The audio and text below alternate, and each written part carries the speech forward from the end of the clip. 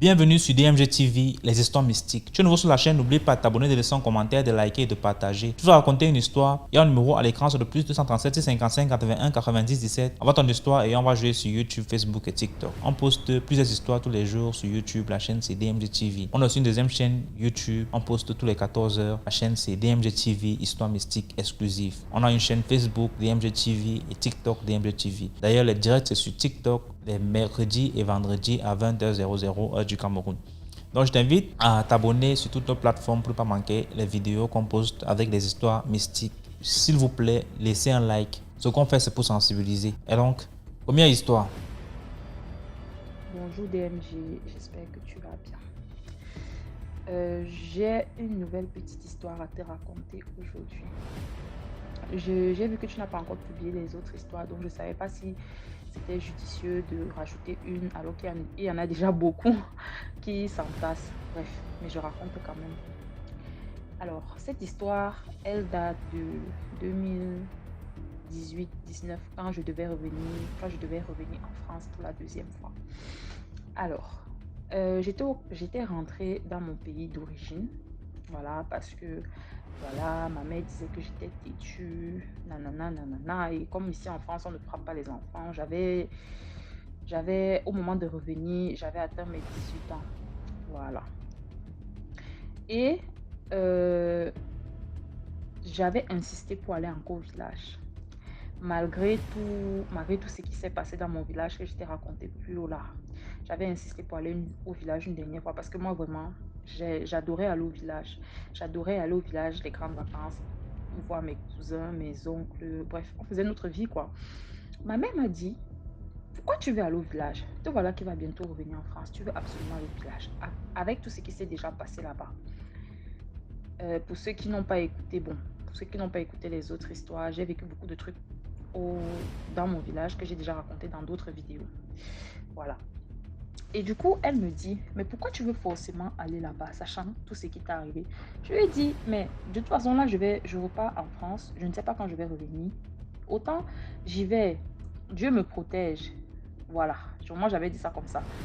Elle avait dit que je ne pars pas. Mais moi, têtue comme je suis, j'avais tout fait. J'avais appelé toute la grande famille pour dire que non, moi, il veut partir. Nanana. Et finalement, on avait accepté que je parte. J'ai fait mes affaires, je suis arrivée au village, tout se passait bien et tout.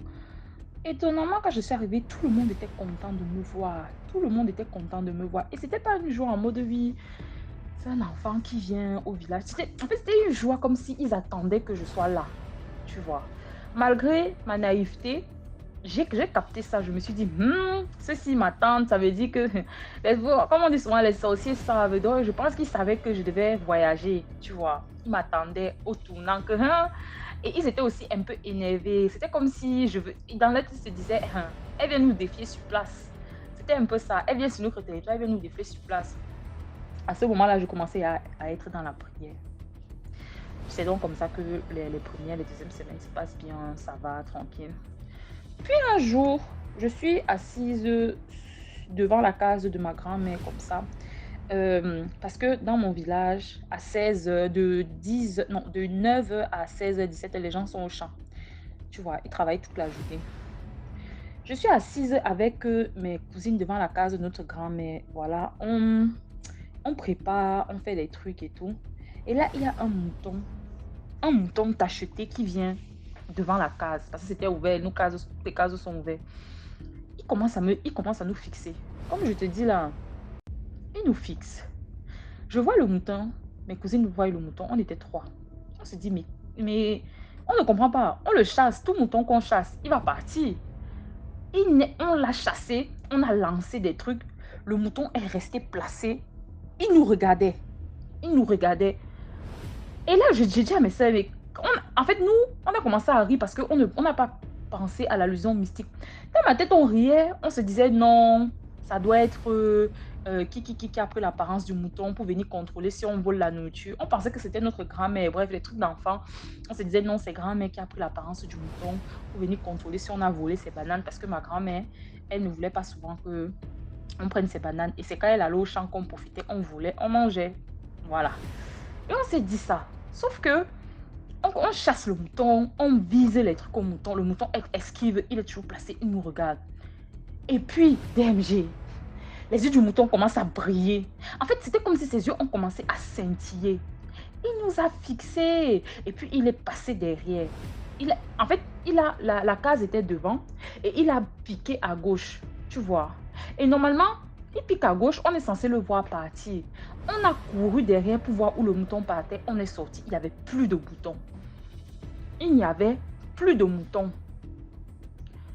Et là, je reste là. J'ai dit, bref, on a commencé à rigoler. On n'a même pas pris ça vraiment au sérieux. On a commencé à rigoler. On s'est dit non, ça doit être grand. Mais bref, voilà, comme je te disais, on a continué notre vie. Le lendemain encore, on va au champ. Ok. Ma soeur on croise le même mouton. Mais on se dit, bon, voilà, c'est la vie. Sauf que, au fur et à mesure qu'on avance, parce qu'on l'esquive, donc on se dit, bon, voilà, on a rigolé hier, c'est passé. Au fur et à mesure qu'on avance, le mouton nous suit. Et là, on commence à avoir peur que, mais depuis hier, depuis quelques jours, le mouton est toujours derrière nous. Qu'est-ce qui se passe en fait? Le mouton commence à nous poursuivre. On commence à courir, on court. Sauf qu'en courant, le mouton mord la cuisse de ma cousine. Il lui mord la cuisse. En fait, il était comme devenu enragé. Il lui mord la cuisse. Et cette fois-ci, on commençait à flipper parce que, comme je t'ai dit, nous, on prenait ça à la rigolade. On s'est dit non, bon, le mouton là, bref, voilà. On ne pensait pas en mal. Le mouton lui mord la cuisse. Et elle tombe. Elle commence à crier. Oh, il m'a mordu la cuisse, il m'a mordu la cuisse. Moi, je viens. Parce qu'au début, le mouton me poursuivait. Et comme moi, je cours assez vite. Et elle était derrière. Moi, je l'ai dépassée. Et le mouton, en la dépassant, le mouton est arrivé devant elle. Et il lui a mordu la cuisse, en fait. Et dès qu'il a mordu la cuisse comme ça, j'ai commencé à paniquer. J'ai commencé à dire au nom de Jésus. Au nom de Jésus. J'ai commencé au nom de Jésus. Parce que, en fait, j'ai commencé vraiment à avoir peur. Je me suis dit, hey, cette histoire n'est pas simple. Avec ce qu'on avait déjà vécu là, on a dit que non, on rigolait, c'était la rigolade et tout. Mais là, ce n'est plus la rigolade. J'ai commencé au nom de Jésus. Oh, je tremblais. Ma cousine, on l'avait mordue. Elle était assise, elle pleurait. J'étais là au nom de Jésus, au nom de Jésus. Le mouton m'a fixé. Il s'est arrêté parce que dès qu'il l'a mordu, il l'a contourné et il voulait encore me poursuivre. Sauf que j'ai commencé donc à dire au nom de Jésus et j'étais placée, je le regardais, je pleurais, je tremblais, j'avais peur. Mais j'ai dit que je ne lâche pas, j'ai commencé au nom de Jésus, au nom de Jésus. Dès qu'il a vu que je disais seulement, il s'est retourné, il m'a regardé, il est parti. Dès qu'il part comme ça, je vais au niveau de ma cousine et tout. Je lui dis, mais il t'a juste mordu, tu peux te relever. Viens, on va dire à grand-mère, on attend que grand-mère rentre du champ. On va lui dire. Elle me dit, non, j'ai mal et tout. En fait, elle me dit que la douleur était lacinante. Je lui dis, c'est normal que tu aies mal, mais il t'a juste mordu. Ça devrait aller, non? Elle me dit, elle a horriblement mal. Elle a commencé à crier. Je dis, mais tu cries quoi? Il t'a juste mordu. C'est juste comme si un chien te mord, ça va, non? Elle n'arrivait pas à marcher. C'est donc comme ça que je retourne encore, je cours encore, parce qu'il y avait certains anciens qui ne partaient plus au champ, qui restaient devant leur case. Et je n'ai pas précisé, c'est que, en fait, dans notre village, les moutons, les animaux se baladent en liberté dans notre village. Voilà. Donc, et ils ont une distinction pour dire que ça, c'est le mouton de telle personne et ça, c'est le mouton de telle personne. Voilà. Donc, c'est ceux qui vont être étonnés qu'un mouton se balade comme ça. Il y en avait dans notre village qui se baladaient de part et d'autre, si vous voulez. Voilà. Et c'est donc comme ça que je m'en vais devant la case de la personne la plus proche. Je pars là-bas, j'écris, j'ai dit que j'essaie de raconter vite avec mes mots entrecoupés, en pleurant toujours ce qui s'est passé. C'est comme ça que le vieux se lève, il avait son ça, bref, il avait un truc en main, il vient, il constate et on lui explique la situation. Il me regarde, il dit, il commence à me dire, on t'avait demandé, ta tante t'a demandé de rester en ville. Ta mère et ta tante t'ont demandé de rester en ville. Tu es venu ici au village. Voilà maintenant, c'est toi qui veux. Et voilà maintenant qu'il y a des dommages collatéraux. Il a dit ça comme ça. Bon, il a dit ça en patois. Voilà maintenant que tu n'es pas la seule. C'est toi qu'on va attaquer. Mais vu qu'ils ne peuvent pas t'avoir, il y a des gens qui se mettent en travers de leur chemin. Maintenant, ils attaquent tout le monde. Qu'est-ce que tu es venu faire ici? qu'est-ce que tu es venu faire ici? Tu n'étais pas censé venir ici. Il commence à me gronder, gronder, gronder. Je commence à pleurer. Je dis, mais je voulais voir mon village avant de voyager. Déjà, dans ma tête, je me suis dit, mais comment il est au courant que je voyage? Parce que c'était vraiment un secret que personne ne devait savoir. Moi, quand j'étais venue au village, j'ai fait comme si de rien n'était. Je savais que je venais au village et dès que je remontais, je voyageais. Personne n'était au courant. Mais la façon dont il parlait, il avait l'air d'être au courant. Et moi, j'ai commencé à dire, oui, mais moi, je voulais voir mon village, je voulais voir la tombe de mon grand-père, parce que mon grand-père était déjà mort, je voulais voir la tombe de mon grand-père, patati patata. Il dit, oui, mais ton grand-père est mort depuis longtemps. Tu vois souvent sa tombe. Tu ne connais pas le danger que tu cours ici. Tu sais ce qui est déjà arrivé ici, là, mais tu es venu. Bref, aide-la à la soulever. On va l'amener devant ma case. Comme j'avais dit, on avait un homme qui était un peu vieux, là, qui était guérisseur. Bon, nous, on l'appelle Alain Mimbou. Voilà, donc, on l'a donc amené chez le Alain Mimbou du village et tout. Quand on est arrivé avec elle là-bas, tout ça s'est passé en l'espace de 1 heure, 2 heures. Puisqu'on était les derniers à aller au champ, on s'était réveillés à peu près tard. Donc, on était les derniers à aller vers 10 heures et les autres étaient au champ. À part, comme je disais, certains vieux qui n'y vont plus. Et c'est donc lui. Et le Alamumbu, lui, il n'y va pas. Donc, lui, quand il faut ces remèdes-là, il a son fils. Il a son fils, son petit-fils qui sont là. Et qui vont lui chercher les trucs dont il a besoin, en fait. Quand il nous soigne, quand on le consulte et tout, il est là. Donc, on l'a amené là-bas avec le vieux et tout. J'ai expliqué la situation et tout. Il a dit, montrez-moi sa cuisse DMG. J'avais mis à oublier cette affaire. On soulève la cuisse parce qu'elle avait les bingulba. On appelle les bingulba, c'est les habits de champ. Elle avait un long kaba comme habit de champ en fait. Voilà. Avec un coulant déchiré en bas. Quand on a soulevé le kaba, hey, Seigneur Jésus, le truc, en fait non, j'avais l'impression que ses dents avaient traversé sa chair. C'était pas une morsure normale, c'est comme si ses dents avaient traversé sa chair. Ça avait fait un... Je ne saurais pas vous expliquer les amis, je ne saurais même pas comment vous expliquer, mais c'était atroce à voir. Et je me suis dit, c'est seulement la morsure du mouton là comme ça. C'était devenu violet. C'était comme si ça commençait déjà à pourrir. Ça avait grossi. Une espèce de lymphe était dessus. J'étais même dépassée. Je me dis, mais le truc, ça vient de se passer. C'est déjà à cet état. On dirait que c'est un corps. On dirait que c'est quelque chose qui est en train de pourrir. En fait, j'étais même dépassée par la situation. Alain Mimbou, on l'amène donc. On la pose et tout. Il va derrière. Il a pris les trucs là-bas. Il a mis sur la plaie, il a commencé à parler. On m'a demandé de sortir, donc moi je suis sortie. Il a commencé à parler là-bas. Il a mis les trucs sur la plaie, il a mis. Il m'a rappelé, il m'a dit, on va attendre ici jusqu'à ce que tes gens viennent. Parce que comme je disais au village, j'étais avec une de mes tantes, son mari, ma grand-mère aussi. Elle était déjà au village. Malgré qu'elle était aveugle, on l'amenait quand même au champ. Donc ma grand-mère n'était même pas là. Du coup, quand je suis donc revenue, quand ils m'ont fait sortir, il a fait ce qu'il a fait, que je suis revenue, elle était un peu plus calme parce que ça lui faisait mal et elle criait. On est donc venu nous trouver là. Quand ils sont donc rentrés du champ, parce qu'on est resté là, on ne de pas bouger. On est resté là, on a attendu. Hein. On a dépêché quelqu'un d'aller ramener ma tante qui était au champ et tout, le temps qu'ils arrivent et tout. Ils sont venus trouver ça. On est entré avec ma tante à l'intérieur, on nous a laissé dehors et tout. Le savon qu'on m'a passé, on m'a passé un savon. On t'avait dit de ne pas venir ici. Bavardage. Je pleurais.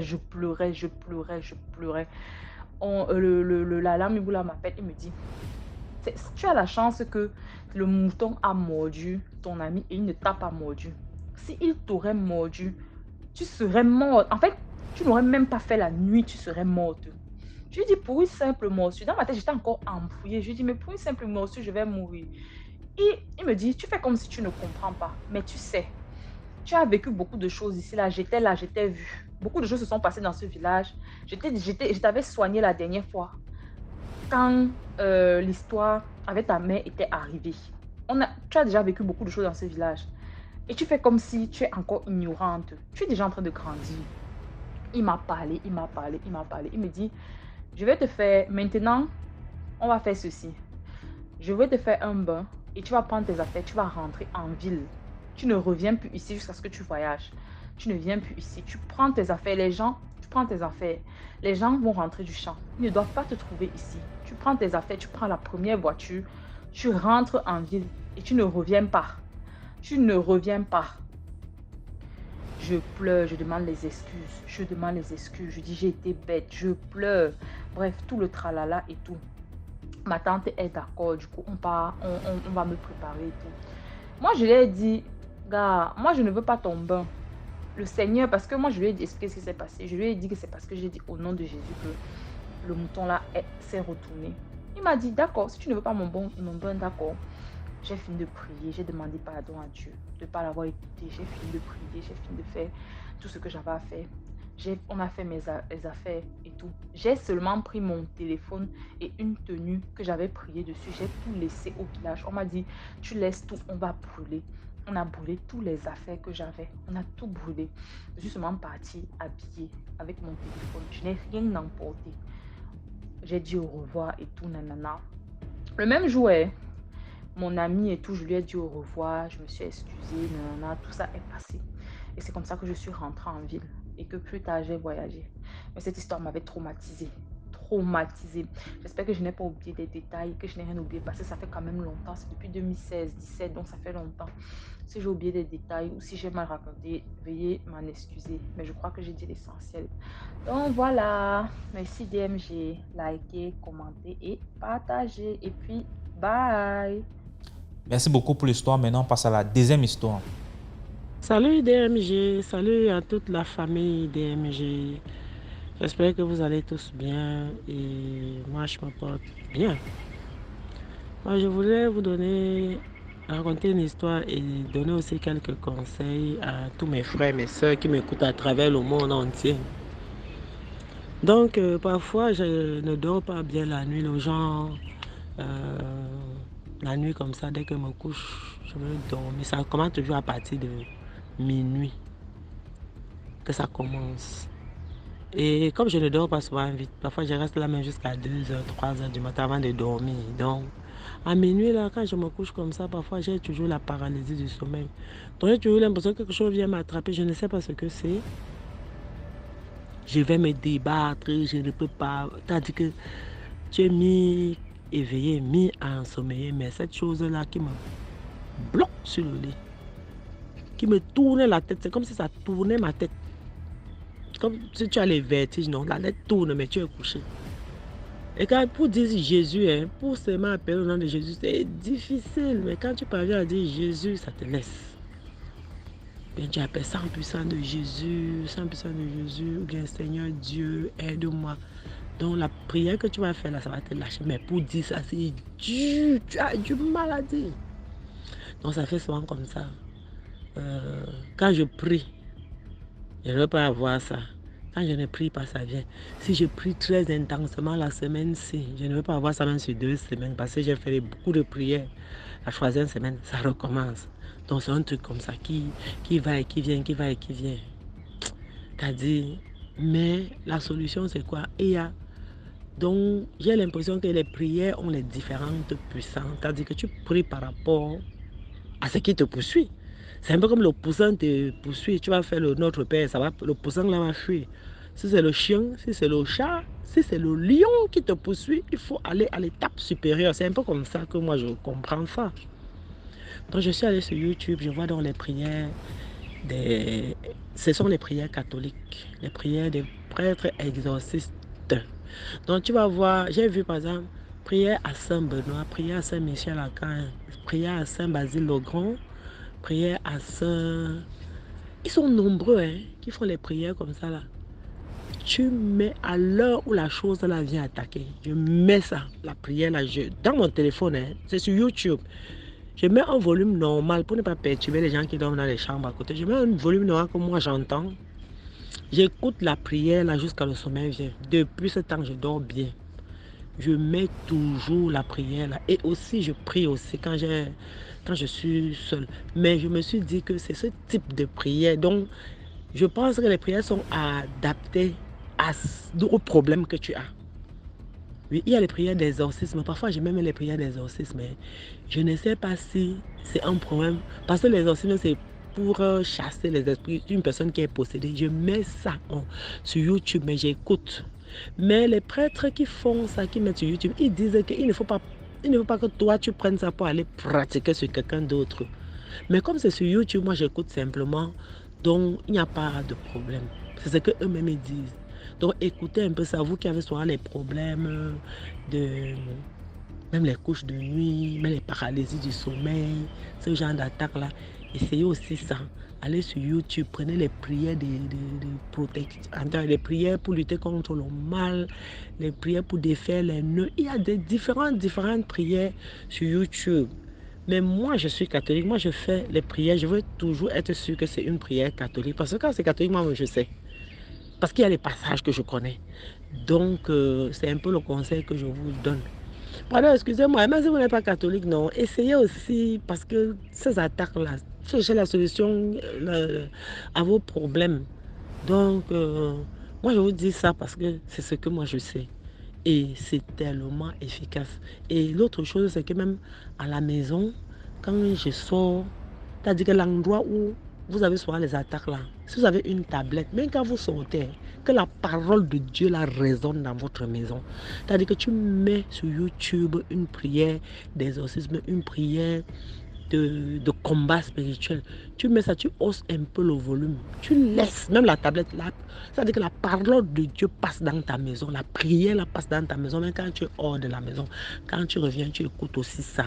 Ça aide beaucoup. Même si le sommeil te prend, laisse ça couler. Laisse la prière là couler. Tu vas bien dormir.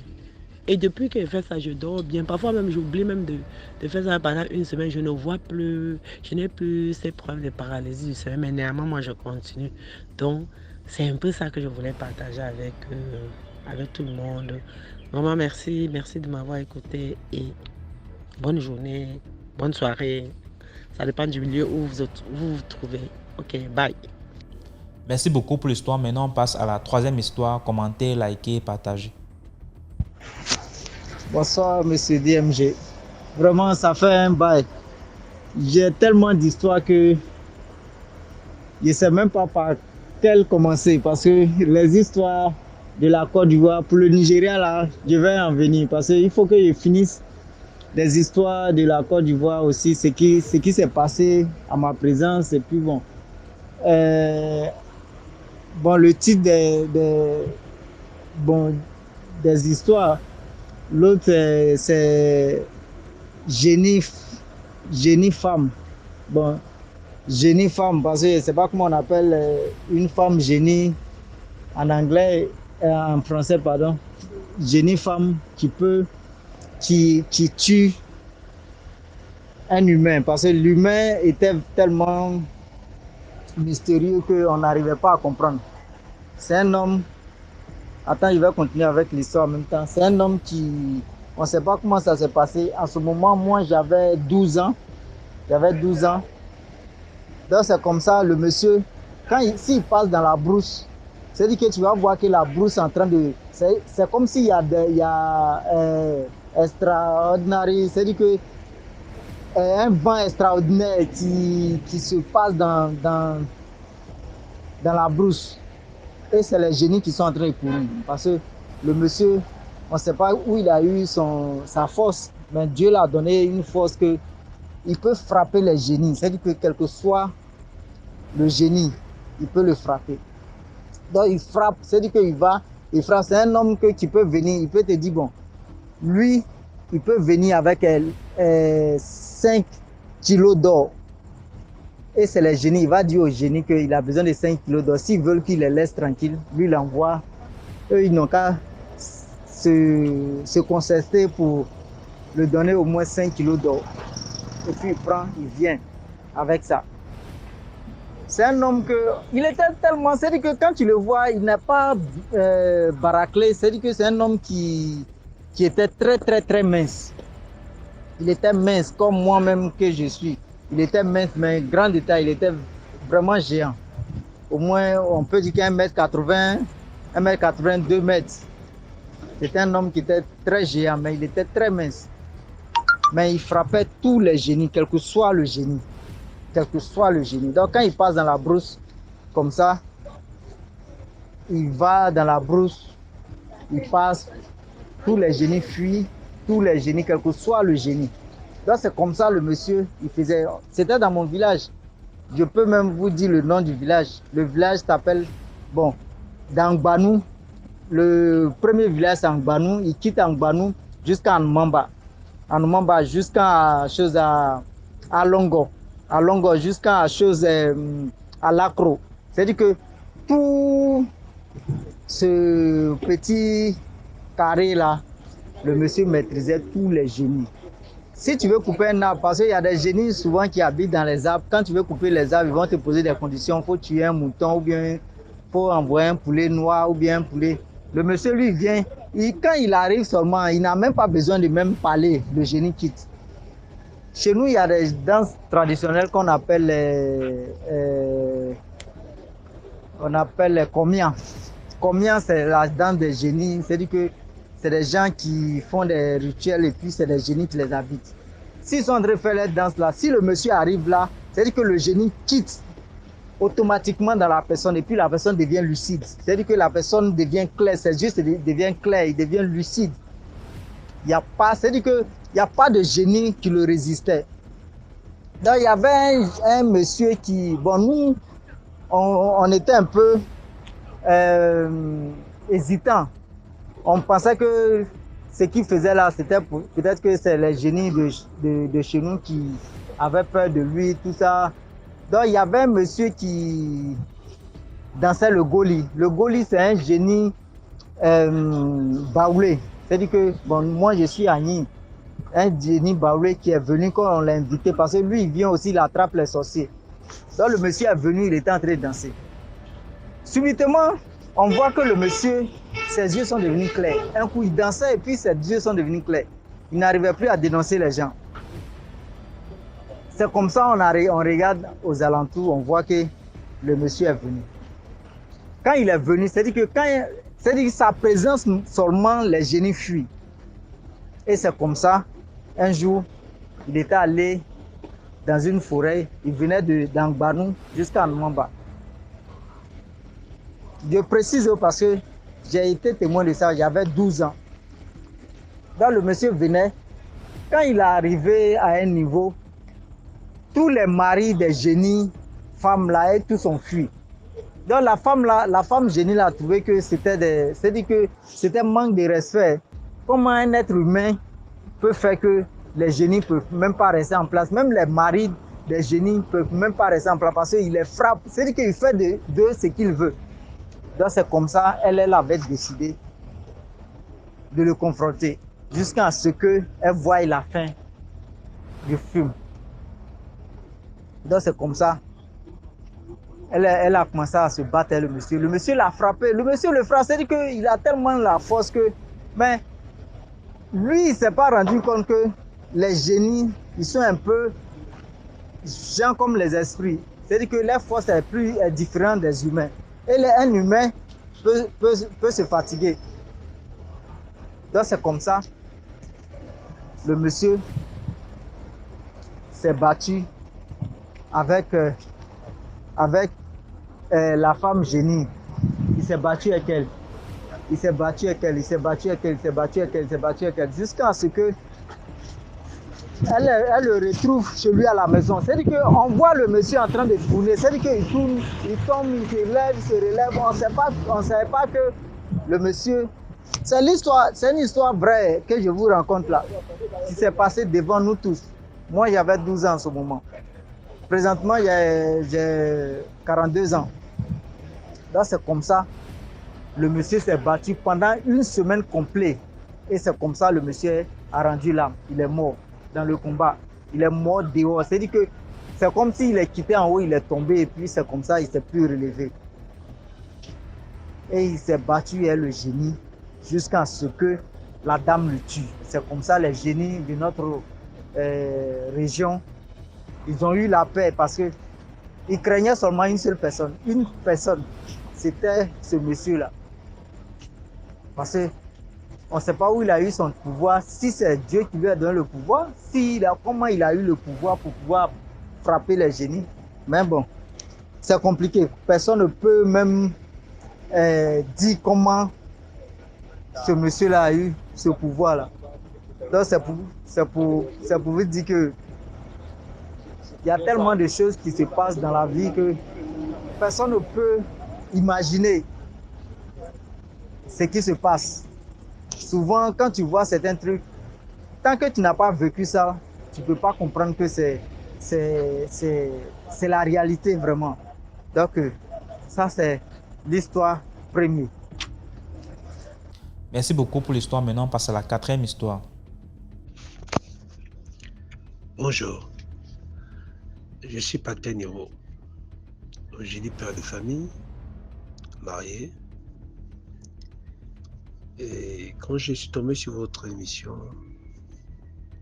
je me suis dit, tiens, voilà l'occasion d'en parler et peut-être interpeller les uns les autres face aux actes que nous posons dans la vie.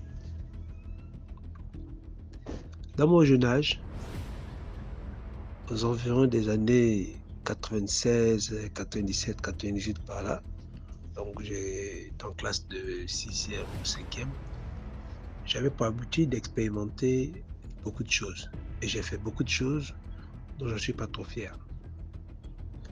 Et mon expérience qui m'amène à vous expliquer ce que j'ai vécu, c'est où j'étais allé un peu plus loin. En fait, j'ai expérimenté les histoires de Patrick Guémandon et bien d'autres histoires que je voyais dans des romans, des livres qui parlaient de sectes et bien d'autres choses mystérieuses. J'étais très curieux. J'aimais bien ce domaine, je ne sais pas pourquoi, je m'intéressais à ces livres et autres. J'en avais, des amis me donnaient et tout. Curieusement, c'était des livres qui partaient et qui disparaissaient et qui se perdaient, je ne savais pas comment. Et un jour, j'ai fait une expérience dans ma chambre. J'avais expérimenté quelque chose que j'avais lu quelque part. Et j'avais eu un résultat, je dirais, positif par rapport à l'expérience que j'avais eu à faire. Pour la petite histoire, comme je vous disais, j'étais dans les classes de 5e, 6e, très éveillé. Nous habitions dans la zone de Akanda, anciennement appelée Okala. J'avais fait une expérience assez particulière dans ma chambre.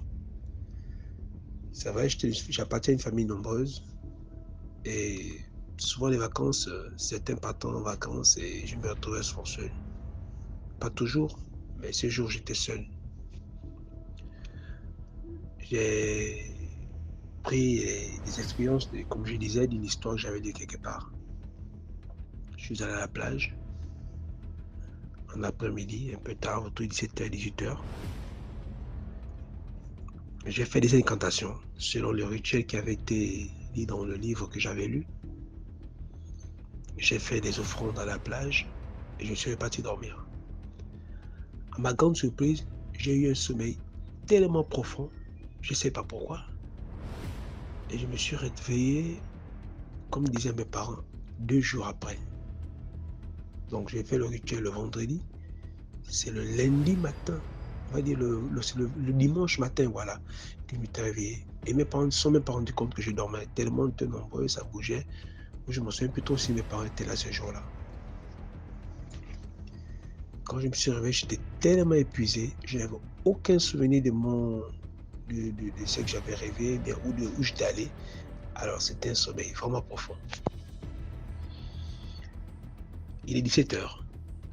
Je me dis, bon, je suis toujours dans mes expériences, dans l'appétit, la curiosité de mes expériences. Je suis dans mes lectures, des choses mystiques. J'écoute les histoires des Patrick Guémandon, très fanatique à l'époque. Et j'ai refait encore mes expériences. Maintenant, cette fois-ci, c'était dans ma chambre. J'avais tracé un triangle au sol avec des cercles où j'ai mis des bougies, toujours dans mes expériences, parce que je voulais vraiment vivre, je voulais voir, j'étais tellement curieux, sans crainte bien sûr, de savoir si vraiment ces rituels dont on parlait dans les livres et autres étaient réels. Alors j'ai tracé sec dans ma chambre au sol. Je crois que j'avais fermé la porte. J'ai fermé la porte. Notre porte ne se bouclait pas. On la fermait seulement puisque papa pouvait avoir accès quand il voulait, maman, les autres aussi, voilà. Mais je pense que ce jour, on n'était pas, j'étais seul à la maison. Il était 17h, les autres étaient sortis. Je crois que j'étais seul. J'ai mis le cercle au sol. Il est pratiquement autour de 17h, 18h. J'ai pris les bougies, j'ai fait mes incantations. Et brusquement, je me suis senti étourdi. Pendant que je faisais les incantations, j'ai cru qu'on perde connaissance. Je crois que c'est l'expression que je peux utiliser aujourd'hui. Et quand je me suis trop allongé, quelque chose m'a plaqué sur le lit. En fait, une force dont je ne pouvais pas décrire. Quelque chose m'empêchait. Je n'avais pas de force pour me permettre de me lever, bouger. J'étais comme plaqué sur le lit. Et j'ai commencé à voir le sang couler sur les murs de la chambre. J'étais plaqué, incapable de faire un mouvement. J'ai vu le sang couler sur les murs de la chambre. Le sang, la température a commencé à changer dans la chambre. Il faisait comme si c'était autour d'un feu de bois. Il y avait la chaleur qui m'envahissait, qui envahissait une grande chaleur qui envahissait la chambre. La lumière s'est arrêtée. Je crois que la lumière est allumée. Ouais, s'est arrêtée. Et puis, le sang descendait comme avec des flammes, comme si le mur brûlait. Comme si le sang se consumait, voilà, impossible. Le sang se consumait, mais ça ne brûlait pas le mur. Ça envahit complètement la chambre. Ça coulait du plafond sur les côtés. Et donc, tout le plafond était devenu rouge de sang. Je crois que c'était du sang, puis c'était rouge. Mais ça brûlait. C'était du sang vraiment qui se consumait. Ça a comme envahi toute la pièce de la chambre. Et quelque chose m'est apparu. Alors là, c'était vraiment je vais dire le sommet de mon expérience. Une forme humaine m'est apparue. Mais ce n'était pas le visage d'un homme, c'était l'apparence physique d'un homme. J'ai pu voir des cornes sur la personne qui est apparue. J'ai pu voir la main parce que je crois qu'il est apparu. En fait, il est apparu, il n'a pas parlé, quelque chose, ça a apparu. Il avait la forme de, je veux dire, de la tête un peu comme d'une vache, avec des grandes cornes. Les pieds, je crois que ça avait la forme de cheval. J'ai toujours cette mémoire, cette image en tête. Ça a paru, c'était tout noir. À peine si je pouvais voir les yeux qui étaient rouges, je crois bien, c'était rouge de sang ou je ne sais pas trop comment. Ça m'a regardé et j'ai paniqué. J'ai commencé à crier, je ne sais pas quelle force, le bras a quand même pu s'élever, ça tapait un peu sur le mur, les pieds ont réussi à taper, mais ma voix pouvait sortir que je criais. Je crois que je criais. J'étais en train de crier, je hurlais, et puis j'écoute comment mon père, je crois, voilà, papa était là ce jour-là. Il a tenté, je crois papa qui essaie d'ouvrir la porte était comme verrouillée ce jour. Il s'est battu pour l'ouvrir. Je crois qu'il a dû foncer la porte. Je ne sais pas si c'était des pointes qui retenaient la porte ou je ne sais pas trop quoi, quelque chose. Quand la porte, on sait que cette porte ne se bouclait pas. Il a défoncé la porte. Dès qu'il est rentré, tout est brusquement redevenu normal. Mais je transpirais à grandes gouttes. Il m'a dit, mais qu'est-ce que tu cries comme ça? J'ai pétrifié, j'ai dit, non, rien. Oui, mais tu cries, quoi. Et puis il me touche, il dit, mais tu es malade? Bon, je suis là, je vais dire comment, tétanisé par ce que je viens de vivre et tout le reste. Je laisse papa dans son commentaire, je suis jeune, il dit ce qu'il a à dire. Pour lui, il estime que je suis malade, voilà, que j'ai fait une fièvre, j'ai fait un cauchemar dans une fièvre. Je ne me rappelle plus de l'heure qu'il faisait quand ça s'est produit. Je n'ai même pas cherché la montre. Et puis, papa a dit, j'imagine, il me dit, bon, attends, je te prends un médicament. Je dis, non, papa, je vais sortir de la chambre. Je vais au salon. Tu dis, ça va aller. J'ai dit, non, je vais marcher, je vais au salon. Et il m'a accompagné jusqu'au salon. Je me suis assis, il a pris la serviette pour me suer. Je transpirais comme quelqu'un qui sortait d'un sauna. Mouillé de transpiration. J'étais conscient de ce que j'avais fait ce jour. Je savais ce qui m'était arrivé. Je ne pouvais pas dire la vérité à mon père. Parce que moi-même, j'avais voulu vivre cette expérience. Mais ce que j'avais vu était au-delà de mon entendement et de mon imagination. Bon. Et par la suite, je crois que les vacances étaient proches de fin d'année, on était déjà à la fin d'année.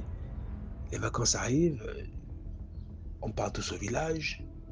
Tout se passe comme tout se passe normalement et autres au village.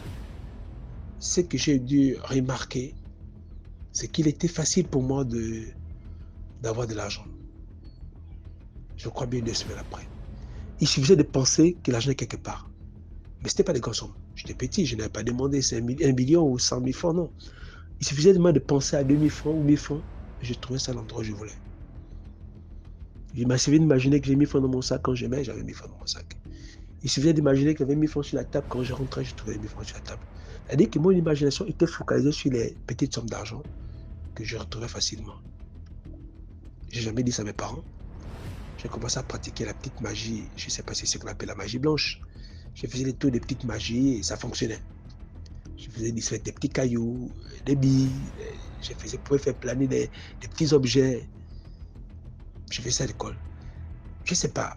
J'arrivais à le faire, je montrais ça à mes camarades. Pour eux, c'était impressionnant, c'était comme des tours de passe.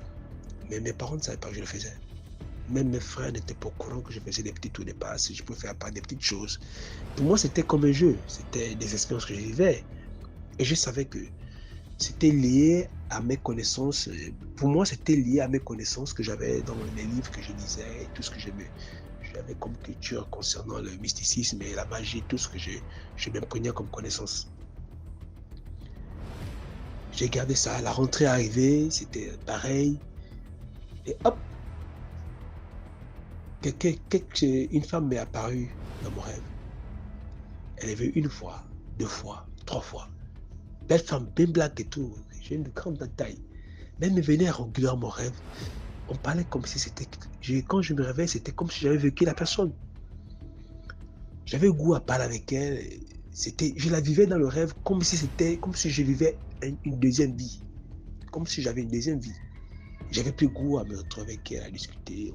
On se déplaçait, on marchait, on se baladait dans le quartier.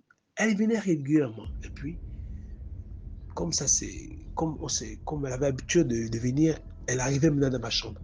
J'avais l'impression que c'était réel. Mais juste au fond de moi, c'était un rêve. Je ne sais pas comment ça s'est passé. J'ai pris goût, l'attirance. On a commencé à coucher ensemble. Et c'était devenu régulier. Je prenais goût à coucher avec elle, à éjaculer. Le matin, je me réveille, puis je suis tout mouillé. Je prenais vraiment plaisir à le faire. Vraiment plaisir. Jusqu'à ce qu'un jour, elle me dit, mais toi, tu préfères ramasser l'argent à gauche, à droite. Tiens un portefeuille. Tiens ce portefeuille. Dedans, tu auras toujours de l'argent. Il dit, comment ça, le portefeuille? Non, je dis, le portefeuille, tu iras à tel endroit derrière l'école et tout, machin. Tu vas trouver le portefeuille. Tu vas trouver le portefeuille.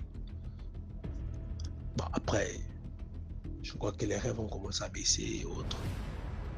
Et un jour, j'ai ramassé un portefeuille vers l'école. Derrière l'école, pendant les travaux champêtres de l'école. L'école locale, là, exactement. J'ai ramassé un portefeuille pendant qu'on déboussait. L'école n'avait pas de barrière, on faisait souvent débousser derrière les bâtiments et autres. J'ai ramassé un portefeuille noir. En peau de je ne sais plus quel animal, mais je ne pense pas que c'était la peau des reptiles. C'était en peau de bête, mais c'était noir. Et c'est comme ça que,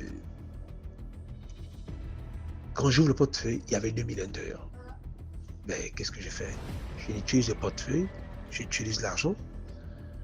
Je garde le portefeuille à la maison. Le matin, je me réveille. Quand j'ouvre le portefeuille, il y a 2 000 dedans.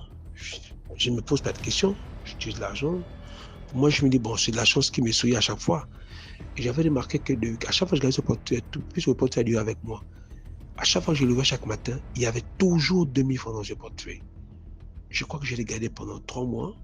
Non, toute l'année, je l'utilisais. Mais je n'avais jamais dit ça à mes parents que j'avais un portefeuille où je retrouvais 2 000 francs chaque fois. Je dis bien, chaque matin, il y avait 2 000. Et c'était suffisant pour moi. 2 000 francs me permettaient de passer la journée, d'acheter tout ce que je voulais. Tout le reste, c'était largement suffisant pour moi. Je n'en parlais pas. J'ai caché le portefeuille toujours dans ma poche. À la maison, toujours dans ma poche. Toujours, c'était bien rangé. Mes frères ne savaient pas que j'avais ce portefeuille. Je l'ai utilisé durant toute l'année. Jusqu'à ce que je suis dans le village pour des vacances. Je ne sais pas comment je l'ai perdu là-bas. Et quand je l'ai perdu, j'ai commencé à faire des fièvres. J'étais malade tout le temps. Je ne faisais jamais 1 mois, 2 mois sans être tombé malade. C'était devenu compliqué pour moi.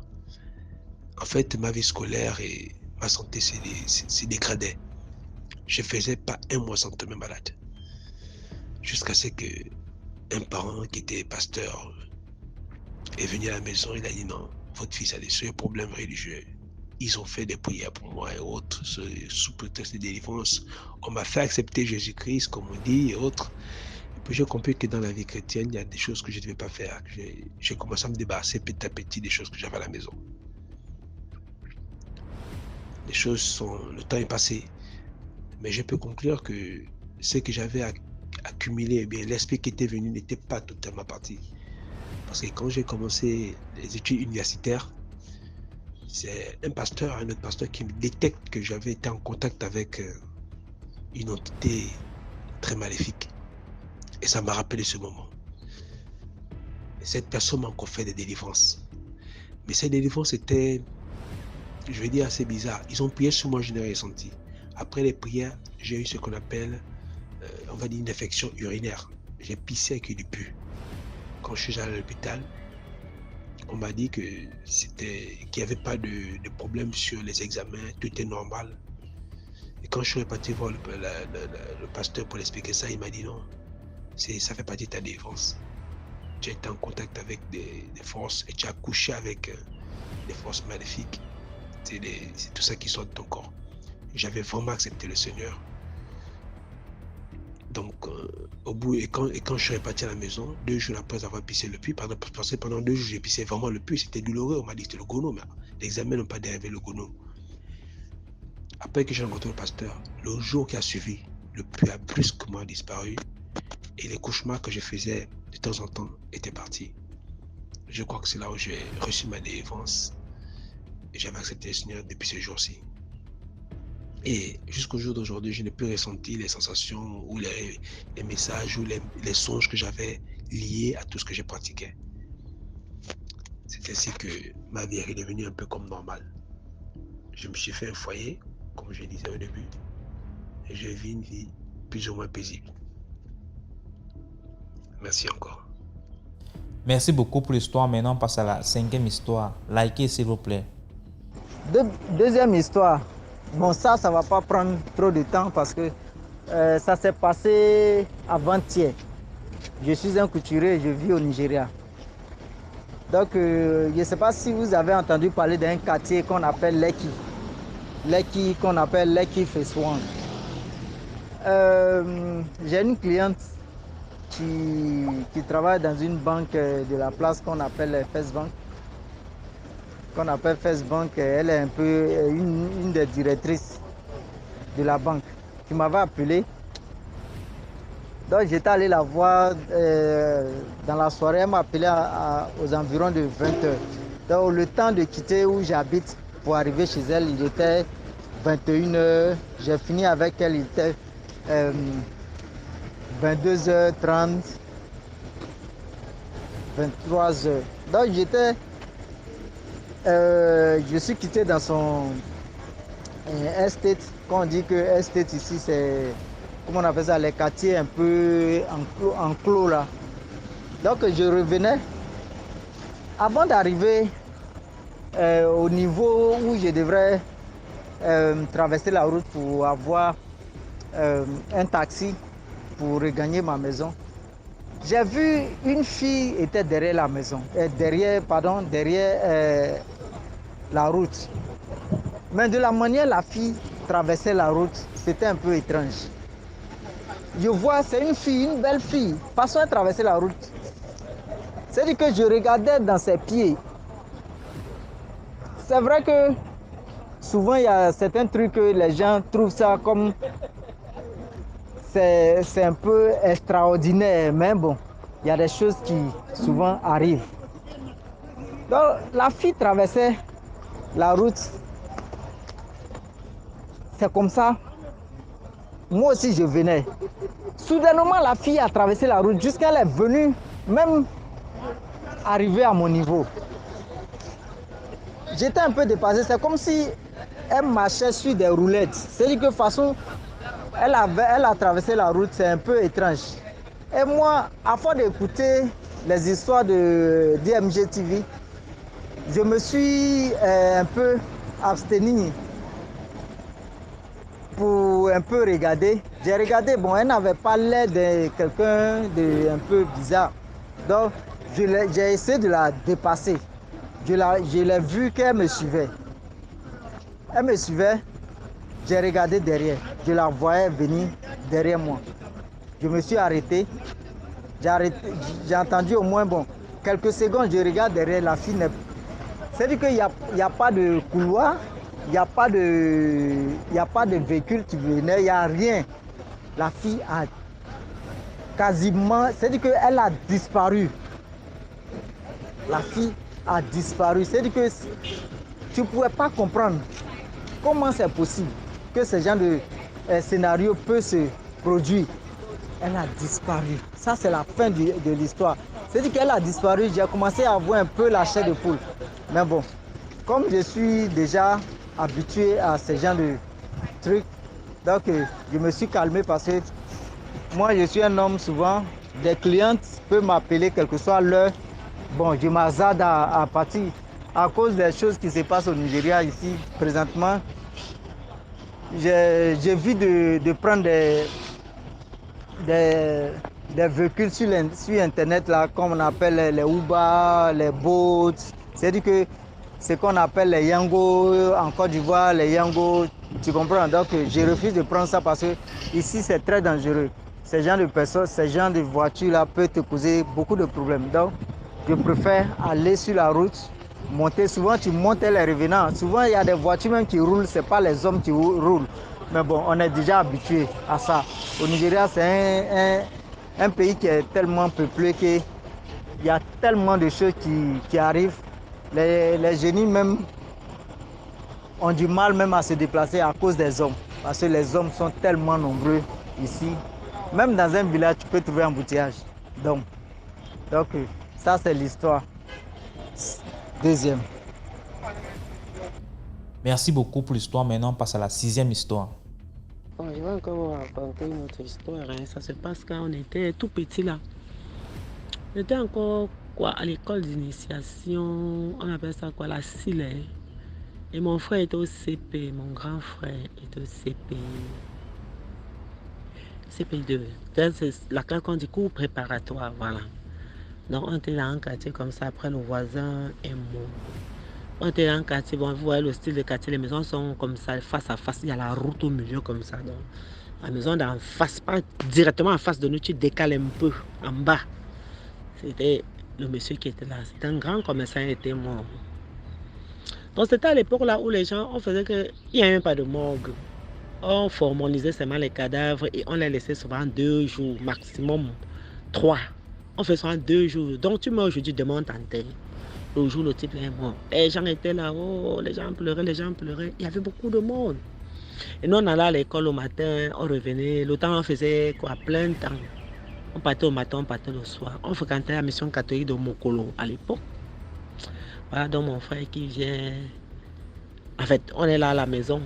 Quand on vient là, notre mère nous accueille. Après, on a les mamans, elle part au deuil, elle reste la nuit. Quand on rentre le soir, là, dès qu'on finit les devoirs, tout, on dort déjà, elle quittait pas, on reste à la maison, on avait peur. Et c'est comme ça alors que, je crois que c'était le 2e jour que le type là était mort. 2e jour, ma mère quitte encore le soir, comme ça, elle part au lieu du deuil, nous laisse à la maison. Nous, on s'est couché dans la chambre, on avait toujours peur. Après, mon frère dort. Maintenant, il fait un rêve que le type qui est mort là est venu vers lui. Et le type là voulait l'attraper. Il s'est mis à fuir. Le type le poursuivait dans les rêves. Hein. Le type l'a poursuivi. Comme on habitait à l'époque là, c'était là où il y a le marché de Mokolo. On allait détruire. C'est-à-dire tout cet endroit là, il y a le marché. À l'époque là, il n'y avait pas encore le marché à cet endroit là. Le marché était de l'autre côté. Donc il s'est mis à courir. Il a traversé la route là. La route de Mokolo, Madagascar, là, il a traversé la foncé vers la mission catholique de Mokolo. À l'époque, là, on enterrait encore les gens au cimetière de la mission catholique. Parce qu'il y avait l'église, l'école, le cimetière. Donc, il dit que dans le rêve, là, il s'est dirigé vers son école et vers le cimetière de l'école en courant. Et le type là était derrière lui, le type qui est mort là, non. Le type le poursuivait. Quand il est arrivé, maintenant au niveau du cimetière là, il commence à voir les tombes et les salles de classe sont de l'autre côté. Le type là voulait le toucher comme ça. Parce qu'il avait un habit, comme il courait dans le vent, soulevait un peu l'habit derrière. Le type là un peu frôlait son habit comme ça, il s'est réveillé. Quand il s'est réveillé en sursaut, il s'est levé du lit comme il était un peu affolé. Et ma mère était déjà là. Ma mère lui demande qu'est-ce qui se passe. Il dit à ma mère que je viens de faire un rêve. Il était tout apeuré. Ma mère dit que c'est quelle qualité de rêve. Tu n'as jamais fait de cauchemar. À ce que je sais, jamais. Ça, c'est quel genre de cauchemar. Il raconte à ma mère tout ce qui s'est passé. Ma mère dit quoi? Hey. Ma mère commence à parler. Oh, là où je suis, je ne suis pas sorcière. Je ne dois rien à quelqu'un. Je ne provoque pas les gens. Je n'attaque pas les enfants des gens. Je ne tue. Je ne sais pas ce que le type, c'est si tu es mort, tu meurs, ta mort doucement, ne viens pas t'acharner sur mon fils. C'est quoi ça? Ma mère qui dit à mon frère. Je commence à rigoler. Ma mère me dit que si tu rigoles, je vais te casser la gueule parce que ma mère était tellement affolée et je ne l'avais jamais vue dans cet état. Et ce qu'elle disait. Elle a tenu la main de mon frère. Elle dit à mon frère que on va partir là-bas. Comme on avait installé le corps du type au salon. Elle dit on rentre là-bas. Je te tiens par la main et on sera en face de son cadavre. Mon frère qui dit que j'ai peur, ma mère dit jamais, on va partir. Et dans ton cœur, tu vas lui dire, ne parle pas parce qu'il y a les gens. Dans ton cœur, tu vas dire, moi, je vais aussi parler dans mon cœur. Tu vas lui dire que je ne te connais pas. Si tu es mort, tu passes ta route doucement. Ne viens plus dans mes rêves. Ne viens plus dans mes rêves. Ne viens plus m'importuner. Je ne te connais pas. Nous sommes simplement les voisins. On n'est pas de la même famille. On n'avait jamais eu de problème. Que ce soit avec moi, un enfant, que ce soit avec mes parents. Ma mère dit, tu as compris, oui. Ma mère lui dit, répète un peu. Il répète. Ma mère dit, non, tu vas dire comme ça. Donc, ils ont fait une espèce de, comment on va dire, le coaching, un petit coaching. Tu vas parler comme ça. Quand il avait bien parlé, ma mère dit, ok, allons-y. Ils sont partis. Se placer devant le cadavre, là, ma mère tenait sa main. Je ne sais pas si les gens, comme il y avait aussi beaucoup de gens au deuil, mon frère a parlé dans son cœur comme ça. Après, il fait seulement, quand ma mère a estimé que le temps qu'il a parlé, bon, certainement, il a fini de parler. Elle est sortie, ils sont rentrés à la maison. Et nous, on a commencé à dire à notre mère que non, quand tu parles là-bas, nous, on a toujours peur. Donc, ce qui fait qu'on dormait toujours avec elle. Elle dit que vous avez peur de quoi? Elle dit que non, tu pars toujours la nuit, au deuil, tu nous laisses ici, nous, on a toujours peur. Donc, et puis, ça s'était arrêté comme ça. Donc, on ne sait pas. Est-ce que c'est parce que mon frère se faisait les idées? Est-ce que c'est que, je ne sais pas. Bon, bref, ça s'était arrêté. Il n'a plus eu ça. Oui. Et mon frère, là, je ne sais pas quel genre de personne il est. Parce que dans son enfance, il avait tous les problèmes avec ce genre de choses. Oui. Les personnes qui sont décédées là, on est même, nous, mes parents l'éloignaient même parce qu'après, il avait toujours les dérangements. Il dit qu'il voit les gens, il fait les... Bon, bref, c'est comme ça. Voilà, donc c'est... Moi, je pense que quand on a les petits enfants comme ça, non, quand il y a peut-être deuil dans l'environnement, il faut peut-être rester aussi avec les enfants. On ne les laisse pas seuls. Et que les parents prient même, ils restent avec les enfants. Il faut partir le jour. Quand la nuit tombe, les enfants ont peur, il faut rester avec les enfants.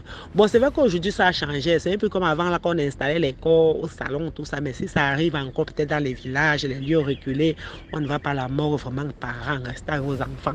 Vous partez en les deux, les enfants ont peur. Qu'est-ce qui se passe? Est-ce que l'enfant, c'est un simple rêve, c'est un rêve compliqué? Dieu seul sait. Donc voilà un peu ce que je voulais partager avec vous. Sur ce, je vous dis au revoir et merci d'avoir écouté. Bye. Voilà, c'est tout pour aujourd'hui. J'espère que vous avez aimé la vidéo d'aujourd'hui.